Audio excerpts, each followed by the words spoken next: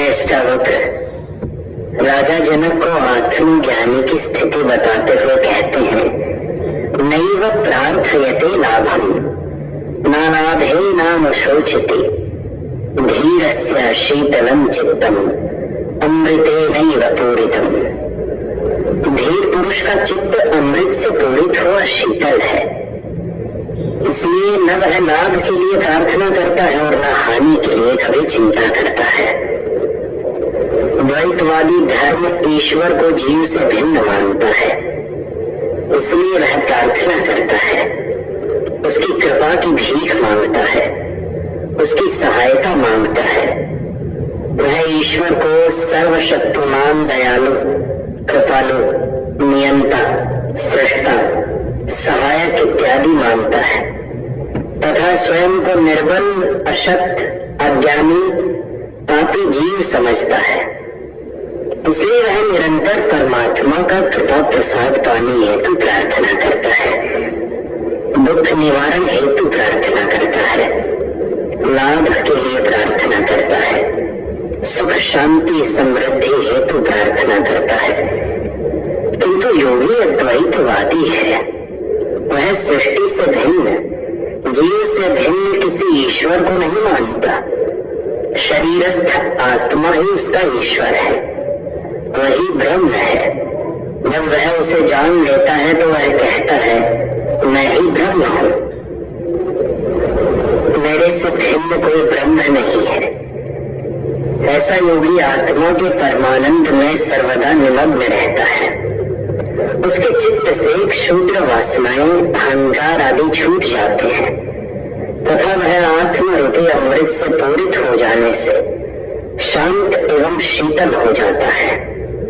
उसे विराट मिल जाता है, जिससे वह न किसी क्षुद्र लाभ के लिए प्रार्थना करता है, न हानि की ही चिंता करता है। वह सदा आत्मा में स्थित होकर महान सुख का भोग करता है। जिसे विराट नहीं मिला वही क्षुद्र लाभ हानि की चिंता करता है। अष्टावक्र आगे कहते हैं, न शांतम स्तौति निष्कामो न दुष्टम मत निंदति समा दुख सुखस्तृप्तः किंचित कृत्यम न पश्यति। निष्काम पुरुष, न तो शांत पुरुष उसकी प्रशंसा करता है, न दुष्ट को देखकर निंदा करता है। वह सुख दुख को समान समझता हुआ तृप्त है, उसे करने को कुछ भी नहीं दिखाई देता। भीतर जो भरा है वही बाहर निकलता है। यदि भीतर प्रेम, दया, करुणा, अहिंसा, सहृदयता आदि गुण भरे हैं तो बाहर प्रशंसा, सहायता, सेवा, धन्यवाद, आशीर्वाद आदि के रूप में प्रकट होंगे। किंतु जिसके भीतर घृणा, हिंसा, अहंकार, स्वार्थ, ईर्ष्या, क्रोध आदि भरा है तो बाहर निंदा, झगड़े, क्लेश, जिद, आग्रह, दुराग्रह, दूसरों को सताना, यातना देना, हिंसा, छीना झपटी इत्यादि अनेक रूपों में प्रकट होगा। उन बाहरी लक्षणों को देखकर उसके भीतर क्या भरा है इसे जाना जा सकता है। निंदक के न्यस्त स्वार्थ होते हैं, जिनकी पूर्ति न होने पर वह निंदक बन जाता है। लोमड़ी को अंगूर न मिलने से ही भी खट्टे कहती है, मिलने पर खट्टे होने पर भी मीठे कह देती है। काम से पीड़ित ही काम को गाली देते हैं। जिसको धन में लाभ न मिले वही धन को पाप कहता है। कमजोर ही बहादुरी की डूंगी हाँकता है। निंदा करना भी दुष्टता ही है। सज्जन किसी की निंदा नहीं करते, किंतु ज्ञानी प्रशंसा भी नहीं करता। निंदा और प्रशंसक दोनों वासनाग्रस्त हैं, दोनों की न्यस्त स्वार्थ है। ज्ञानी के चित्त की वृत्तियां शांत हो जाती हैं। तो भीतर निंदक तथा प्रशंसक दोनों की ही तरंगें नहीं उठती। वह संभाव वाला हो जाता है, शांत हो जाता है, उसकी चित्त की हलचल ही समाप्त हो जाती है। वह राग द्वेष दोनों के पार हो जाता है, जिससे निंदा व प्रशंसा के भाव ही समाप्त हो जाते हैं। ऐसा ज्ञानी निष्काम है, कामना रहित है। उसका किसी में आग्रह नहीं होता, अनाग्रही हो जाता है। यही समचित्त की दशा है, यहाँ कोई कंपन ही नहीं होता। ऐसा व्यक्ति ही तृप्त है, सुखी है, शांत है। वह न सुख में भी आनंदित होता है, न दुख से दुखी होता है। जो हो रहा है सब ठीक है, सब स्वीकार है। अगर कोई भला है तो है, बुरा है तो है, सज्जन दुष्ट धर्मात्मा पापी जैसा भी है, यह योगी की परम दशा है। ऐसी स्थिति में पहुंचे ज्ञानी को करने को कुछ भी नहीं रहता, यही साक्षी भाव है। इसके बाद वह अकर्ता हो जाता है। फिर न कोई साधना है, न सिद्धि, न संसार छोड़ना पड़ता है, न मोक्ष पाना पड़ता है। ज्ञानी की यही परम अवस्था है। इस स्थिति में पहुंचकर वह जो भी करता है वह चेष्टा से नहीं, स्वभाव से करता है। अष्टावक्र कहते हैं, धीरो न द्वेष्टि संसारम, आत्मानं न दिदृक्षति, हर्षा वर्ष निर्मुक्तो, न मृतो न च जीवति।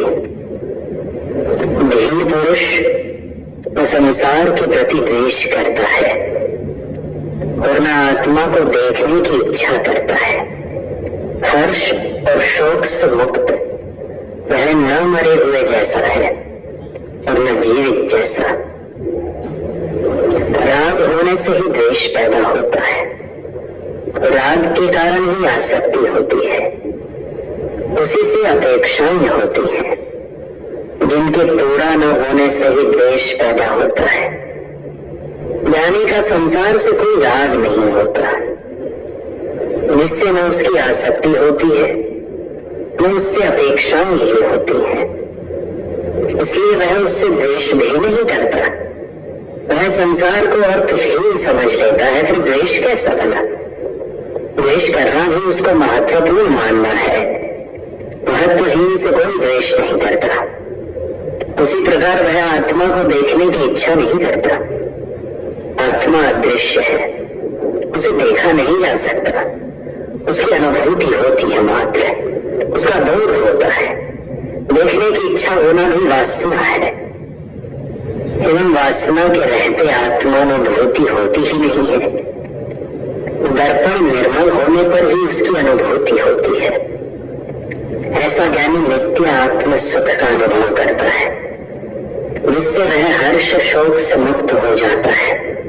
वह राग रहित, वासना रहित होकर केवल स्वचेतना को ही सर्वस्व मानकर स्थित रहता है। भोग, त्याग, राग, विराग, संसार, परमात्मा सब वासना ही है। उनके रहते ज्ञान नहीं होता। ज्ञान होने पर ये नहीं रहते। ऐसा ज्ञानी सांसारिक दृष्टि से जीवित जैसा नहीं दिखाई देता, क्योंकि उसकी सारी दौड़ धूप, आपाधापी, महत्वाकांक्षाएं, वासनाएं सब छूट जाती है। वह कुछ करता ही नहीं, किंतु वह मरे हुए जैसा भी नहीं होता, क्योंकि वह आलसी नहीं हो जाता, अकर्मण्य नहीं हो जाता। वह पूर्ण जीवंत होता है। वह कुछ नहीं करता हुए भी बहुत कुछ करता है। परमात्मा में कुछ नहीं करते हुए सब उनसे ही हो रहा है। ऐसा ही ज्ञानी है जो कुछ नहीं करते हुए भी बहुत कुछ करता है। उससे होता है स्वभाव से, उसकी उपस्थिति मात्र से हो जाता है। अष्टावक्र आगे कहते हैं, निस्नेह पुत्र दाराधव, निष्कामो विषयेषु च, निश्चिन्तः स्वशरीरेपि निराशः शोभते बुधः। पुत्र, स्त्री इत्यादि के प्रति स्नेह न रखता हो और विषयों में कामना रहित हो, अपने शरीर की भी चिंता नहीं करता हो, ज्ञानी पुरुष सभी आशाओं से मुक्त शोभा देता है। अज्ञानी अर्थात संसारी की अपनी दृष्टि होती है एवं ज्ञानी की दृष्टि उससे भिन्न होती है। अज्ञानी यदि अपनी दृष्टि से ज्ञानी को देखेगा तो वह उसे कभी समझ नहीं पाएगा। अज्ञानी अपने पुत्र, स्त्री आदि के प्रति बड़ा स्नेह दिखाता है। वह हमेशा विषयों की ही कामना करता है तथा अपने शरीर पोषण की ही चिंता करता है।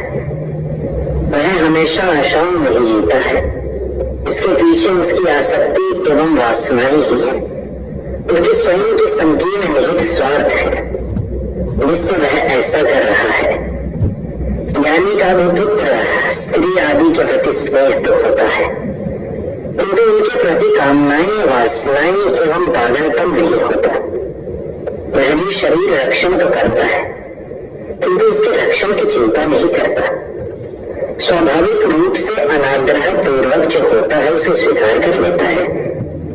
ज्ञानी पुरुष सभी आशाओं से मुक्त हो जाता है, जिससे वह स्नेह, कर्म आदि के संकीर्ण दायरे से ऊपर उठ जाता है। ऐसा ज्ञानी ही शोभा पाता है।